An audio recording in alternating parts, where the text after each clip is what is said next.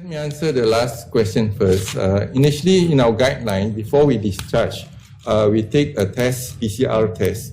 2 PCR tests within more than 24 hours, then only we discharge the patient. For more than 48 hours, then we discharge the patient. That's what we are doing for PCR tests. But now our guideline, if you have 1 PCR test, a negative, that's adequate. So we follow that 1 PCR test before we discharge. And to maximize our lab, for example, we have 43 labs all over. At the moment, our capacity is 11,500. But with the innovation that we have, I told you about the pool sampling that we are doing, as well as now we are using biogenes and etc. We can increase the capacity. But more importantly is that now we have innovated the way we do things a bit different. Using, because I told you earlier that we need a test that is fast and that's cheap and that's reliable, and you can do it at point of care. So the only test that, for example, now, when we quarantine a person, first we do a PCR test. Now, if the PCR test is negative, we quarantine them for 14 days in case there is actually a manifestation of the symptoms later. Now, at the day 13, normally we do a PCR test before we let them go on day 14. Now, instead of doing the PCR test, we are using the antibody test. So, antibody test is not for diagnosis, but to monitor. So now, if the antibody test is negative, that means the patient have not been exposed, or the PUI have not been exposed to the virus. If it's exposed to the virus, then the antibody response will be there, right?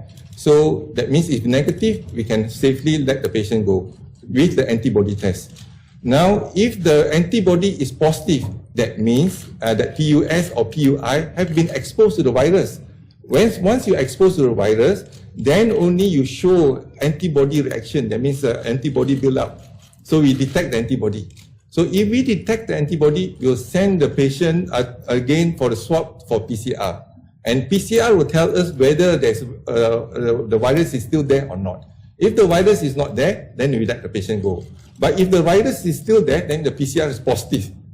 Although they have the antibody, PCR is still positive. And then we will continue to admit them to the hospital, isolate them, and treat them. So, when we look into the enhanced MCO in Masjid India, Kuala Lumpur, from 14 April to 20 April, so far we have screened 558 sample, and the cumulative case positive, we only have 1 positive. And sample negative 28, but we are still awaiting for the results. So we hope that, because PCR takes some time for us. Now the good news is that I told you last week, we are testing the Korean test kit. Now with the SD biosensor, we have tested. And the good news is the sensitivity, we are looking into 84.4%. And the specificity for that test is 100%. So now if we were to use the fluorescent reader, the sensitivity may go up higher. So we will continue, we will start to use this antigen rapid test kit, not the antibody. This is antigen rapid test kit.